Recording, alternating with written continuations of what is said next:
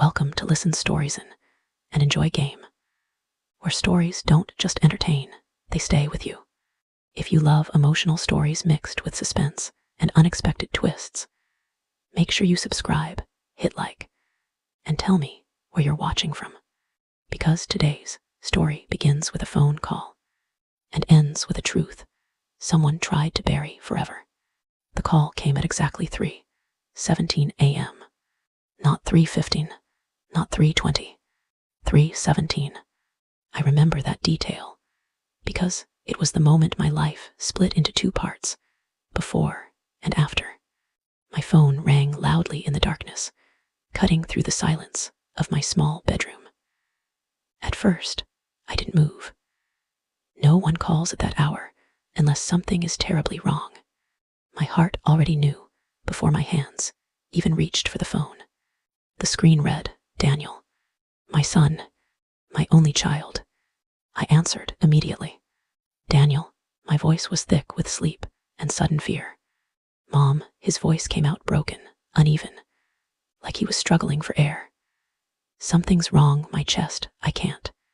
Then the line went dead. For one frozen second, I just sat there. My brain refused to process what had just happened. Then instinct took over. I threw the blanket aside, grabbed the nearest clothes I could find, and rushed out of the house. My hands were shaking so badly, I dropped my keys twice before I could even unlock the door. The drive to the hospital felt unreal.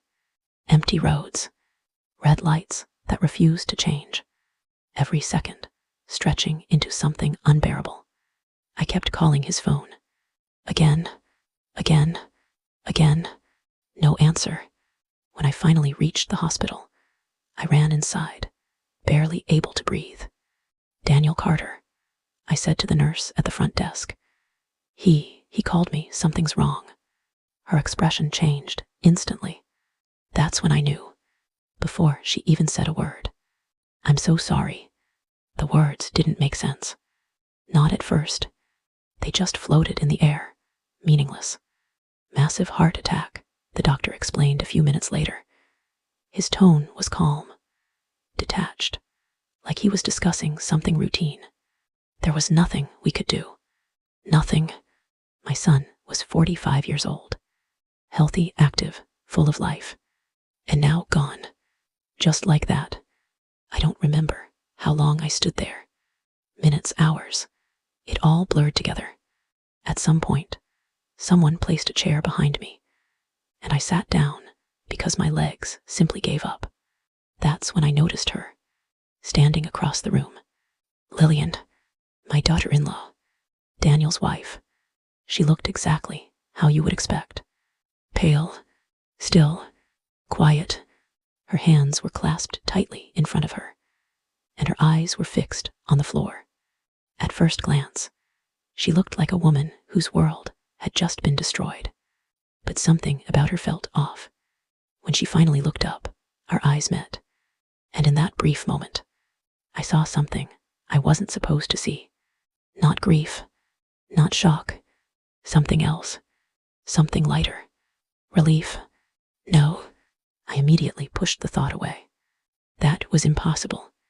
No one feels relief when their husband dies. I was grieving. My mind was confused. I was imagining things. People grieve differently, I told myself. Some cry, some freeze, some shut down completely. That had to be it. It had to be. "Mrs. Carter." I turned as the doctor spoke again, but his words barely registered. Something about paperwork, about next steps, about arrangements. Arrangements. Such a cold word. Lillian walked over slowly, her heels making soft sounds against the hospital floor. "We need to be strong," she said quietly. Her voice was steady, too steady. I reached for her hand. She hesitated, just for a second. Then she pulled it away. That small movement sent a strange chill through me. But I ignored it. I had bigger things to process. Or at least, I thought I did. The next 3 days passed in a blur of grief and exhaustion. Phone calls, relatives, arrangements, decisions I never wanted to make.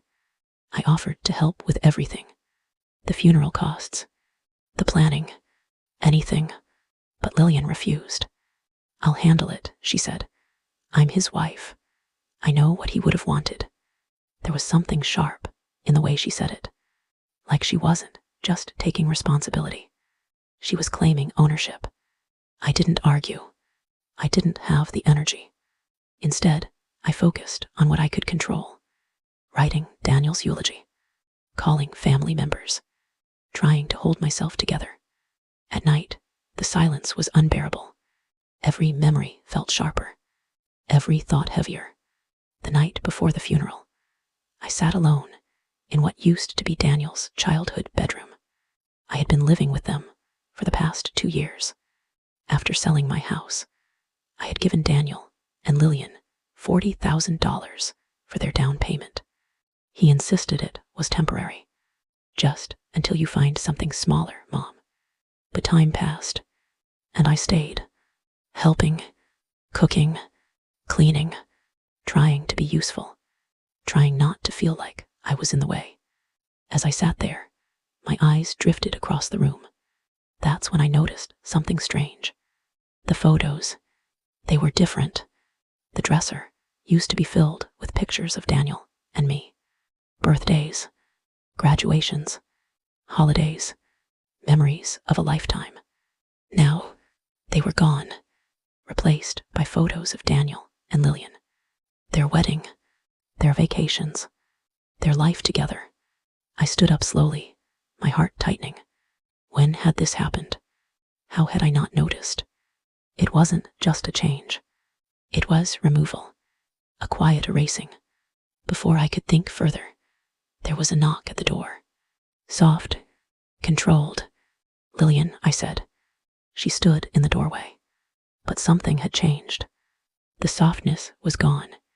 Her expression was different now. Sharp, focused, almost calculating. "We need to talk, Evelyn." There was no emotion in her voice. No grief, no hesitation, just certainty. And in that moment, something deep inside me shifted. For the first time since Daniel's death, I felt something other than grief. I felt fear, because the woman standing in that doorway was not the same woman who had cried at family dinners, not the same woman who had hugged me on holidays, not the same woman Daniel had married.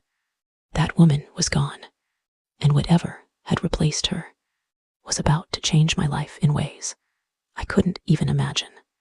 I didn't know it yet, but by the next evening, I would lose my home, my security, and the last place that still felt like family. And the most terrifying part, it wasn't grief that was about to destroy me. It was her. The funeral was perfect, too perfect. Every detail had been carefully arranged. The white lilies, Daniel's favorite hymns playing softly in the background, the polished wooden casket placed at the center like the final piece of a performance. People cried, people whispered, people said all the right things. He was such a good man. Young, this is heartbreaking. And in the middle of it all stood Lillian, composed, graceful, controlled. If you didn't know her, you would believe every tear, every trembling breath, every quiet nod of gratitude. She looked like the perfect grieving widow. But I was standing close enough to see what others couldn't. Her tears never fully fell. Her voice never truly broke. And every now and then, when she thought no one was looking, her expression would go completely blank, cold, empty, like someone waiting for something to be over. I stayed near the receiving line, greeting relatives, hugging people I barely remembered, accepting condolences that felt distant and unreal. My sister held me tightly before leaving early. "Don't like her energy," she whispered in my ear. "Be careful, Evelyn," I nodded, but said nothing, because deep down I was starting to feel it too. After the ceremony, everyone moved to the reception area. Food was served. Soft conversations filled the room. And that's when everything changed. I had stepped aside for a moment, standing near a cluster of flowers, trying to catch my breath. That's when I heard her voice, Lillian, speaking in a low tone. Insurance alone will cover everything for at least 2 years, she said. I froze.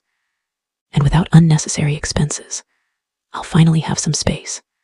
Unnecessary expenses, another voice responded, her sister. What about Evelyn? Where will she go? There was a pause. Just a second, then Lillian laughed, a sharp, cold, unfamiliar laugh. That's not my problem anymore. Words hit me harder than anything I had heard all day, harder than the doctor's voice, harder than the final goodbye. In that moment, something inside me broke. I wasn't family to her, I was a burden. And worse, she had already decided what to do about it. I stepped back quietly, my heart pounding. They hadn't seen me. But I had seen enough. Still, I tried to reason with myself. She's grieving. She didn't mean it. People say things they do mean.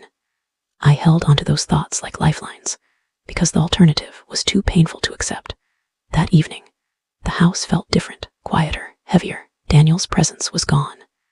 And without him, the space between me and Lillian felt wider than ever. I was sitting in my room when she knocked.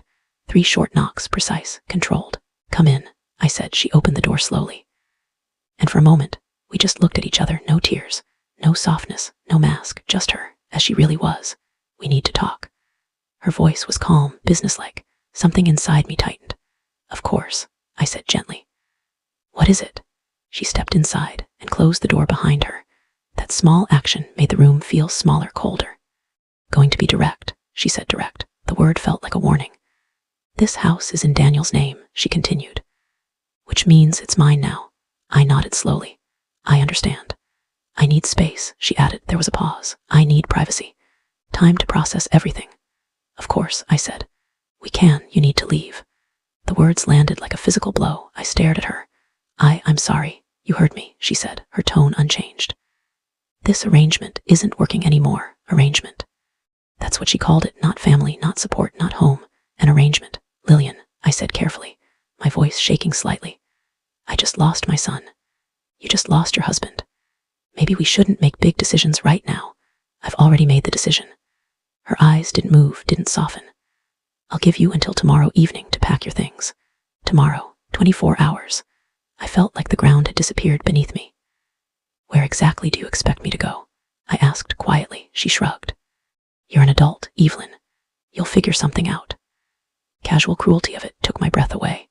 Daniel would never. Daniel is gone. The words came out flat, final. And the sooner you accept that, she added, the easier this will be.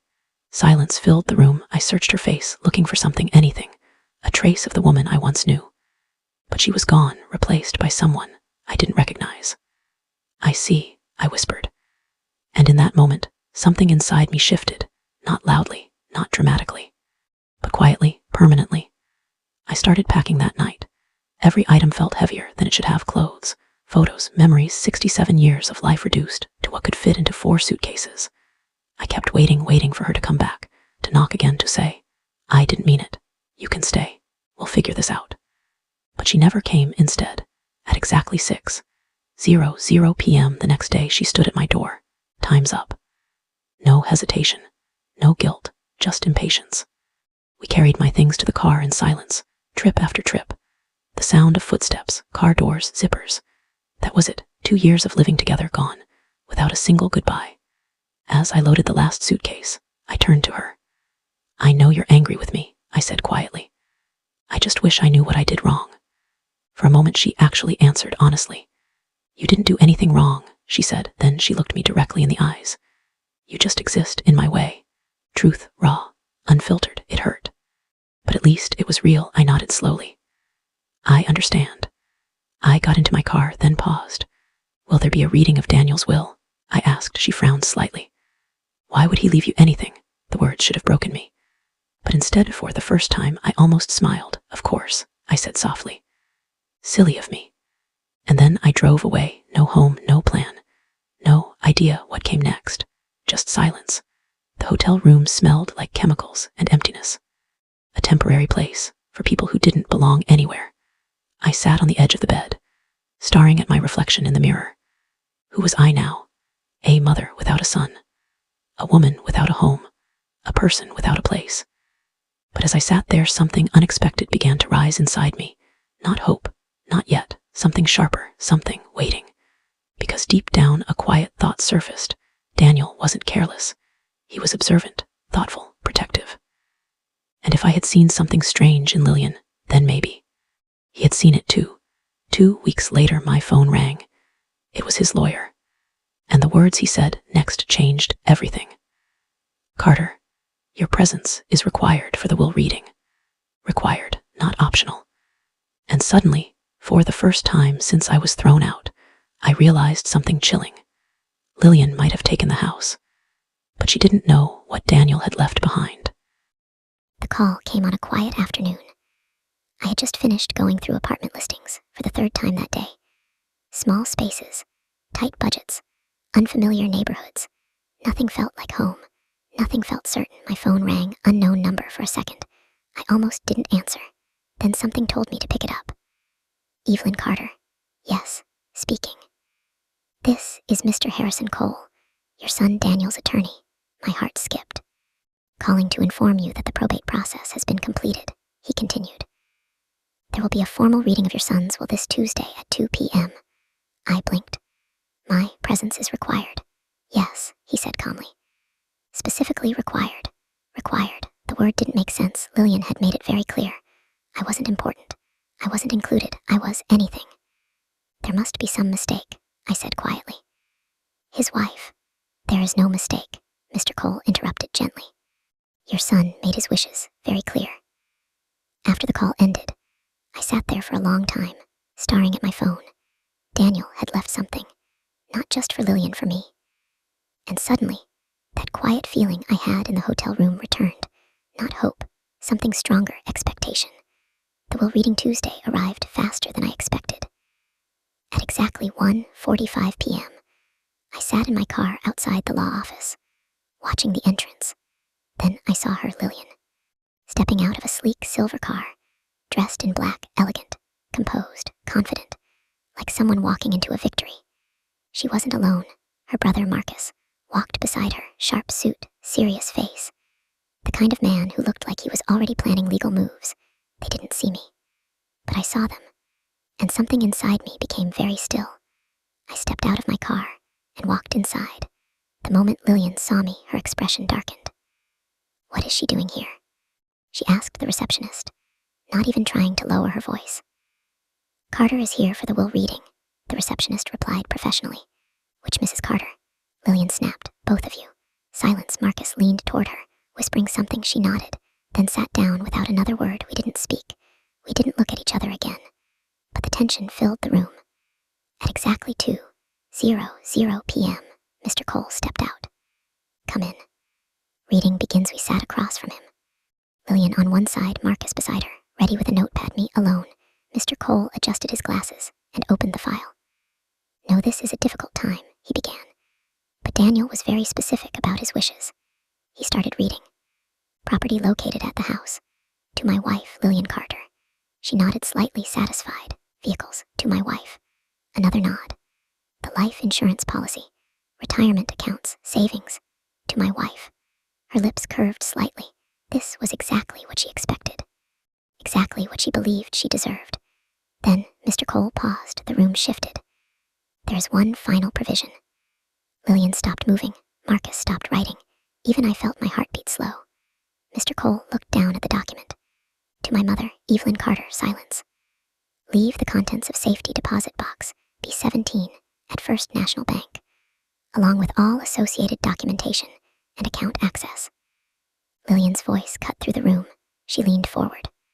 "What safety deposit box, Mr.?" Cole looked up calmly. "It appears your husband maintained a private box for several years." "Never mentioned anything like that," she said sharply. "I can only state what is written in the will," he replied. Marcus leaned in. "What's inside the box?" "I don't know," Mr. Cole said honestly. "Only Mrs. Carter has access." Lillian turned toward me, her eyes sharp, focused. "You knew about this?" I shook my head slowly. "No." And that was the truth. But something inside me was already shifting. Because Daniel had planned this. And Daniel never did anything without a reason. The envelope. As the meeting ended, Mr. Cole handed me a sealed envelope. "These are the documents and the key," he said.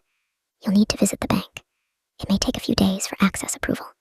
I took it carefully. Lillian's eyes never left it. "Coming with you," she said immediately. Afraid that won't be possible, Mr. Cole replied. Access is restricted. Her jaw tightened. This is ridiculous. Stood up quietly. Suppose we'll find out soon enough. Bank vault 3 days later. I stood inside the bank, cold, quiet, secure. The manager escorted me personally. Your son visited regularly, she said. He was very particular about this box. That made my heart tighten. He had been planning something for years.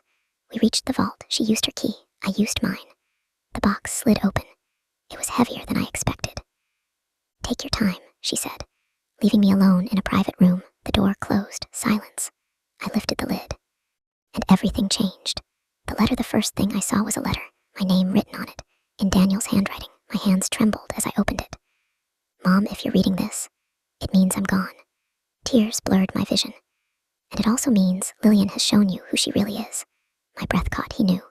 Sorry you had to go through that. But I wasn't blind. I saw everything for years. My hands shook harder. I just needed to make sure you were protected. Protected. I swallowed and kept reading. Gave us $40,000 for the house. You called it help. But I knew it was everything you had. Tears rolled down my face. I invested that money. Carefully. Slowly. For 5 years, I froze. The accounts in this box are yours. My heart started racing. I reached for the documents underneath. Statements, accounts, numbers. My eyes scanned the page, then stopped. $185,000. I couldn't breathe. I looked again. Same number. It was real. He had turned everything I gave into something more, something life-changing. The truth. I picked up the letter again. There's something else you need to see. It continued. I reached into the box. A folder labeled documentation. My hands hesitated, then opened it. Inside, printed emails, text messages, screenshots, Lillian's messages, her words. I can't wait until she's gone. She's just taking up space. Daniel feels sorry for her. I don't. My chest tightened. There were dozens, hundreds. Every lie, every manipulation. Every cruel thought she never meant for us to see. Daniel had saved everything. I knew one day you would need the truth. The letter said. My vision blurred again. He hadn't just protected me financially. He had protected me emotionally, from doubt, from confusion, from ever blaming myself. The last line broke me completely. You deserve a life where no one makes you feel unwanted. And Mom, don't trust her. As I walked out of the bank, my phone rang. Lillian. Her voice was suddenly sweet. Evelyn, why don't you come over for lunch? We should talk about what you found. I smiled, for the first time since everything happened, because now I knew everything. And she had no idea that the game had just changed. The moment I hung up the phone, I knew exactly what Lillian wanted. She didn't care about me. She never had. She cared about one thing, what was inside that safety deposit box. And now she needed me. That alone was enough to make me smile. Come for lunch, she had said sweetly. Funny, just days ago, I wasn't even allowed to stay in her house. But now, I was suddenly family again. I arrived at exactly 12:00 p.m., not a minute early, not a minute late. The same house, same driveway, same front door. But everything felt different. This time, I wasn't walking in as someone unwanted. I was walking in with the truth. Lillian opened the door. And just like I expected, she was smiling, warm, friendly, almost welcoming. Evelyn, she said softly. I'm so glad you came. I stepped inside. The house looked exactly the same, clean, elegant, perfect, like nothing had ever happened, like Daniel had never died, like I had never been thrown out. I made your favorite, she said, leading me toward the dining room. Chicken salad, of course. Now she remembered, now I mattered. I sat down, quietly watched her, studied every movement. She poured tea, adjusted plates, smiled too much. Everything about her felt rehearsed. So, she finally said, sitting across from me, her tone soft, careful. I've been thinking. I almost laughed. About what? I asked calmly. About us, she said. About family. Family, that word again. You know, she continued, Daniel would have wanted us to support each other. I nodded slowly. He believed in family.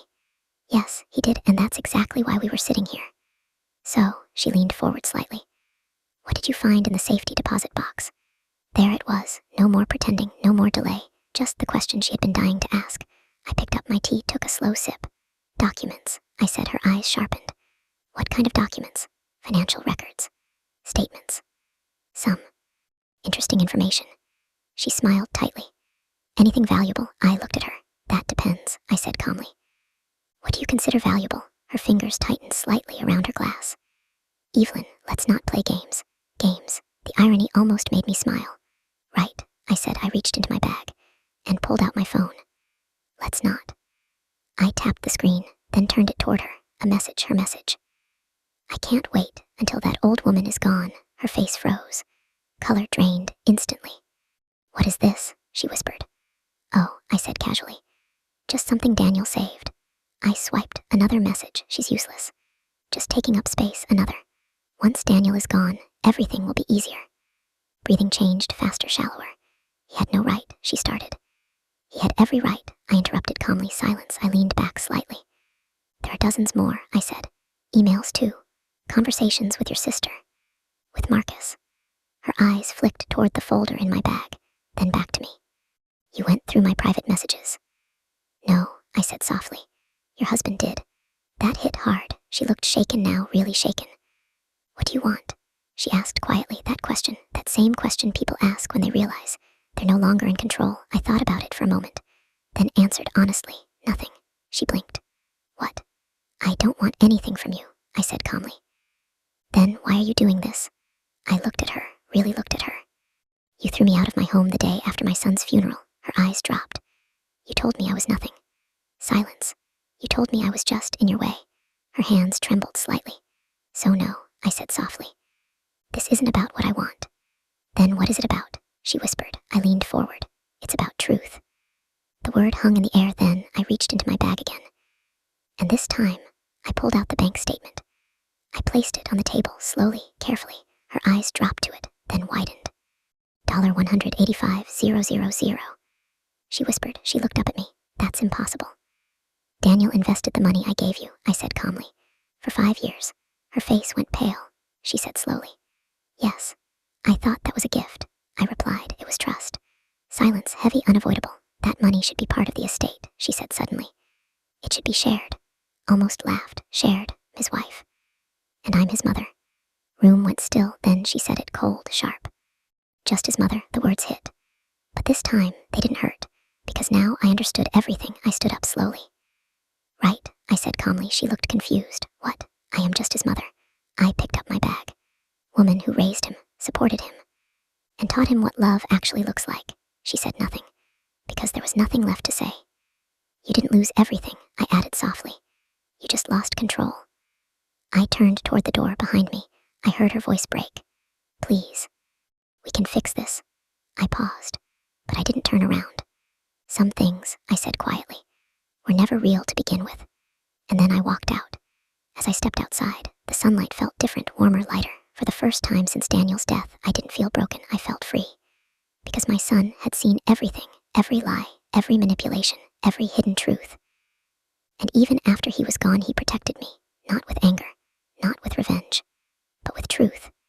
And sometimes, that's the most powerful kind of justice. Thanks for listening to Storyzen, and enjoy game. If this story touched you, don't forget to subscribe, like, and share your thoughts in the comments. Because sometimes, the people you underestimate the most are the ones who change everything.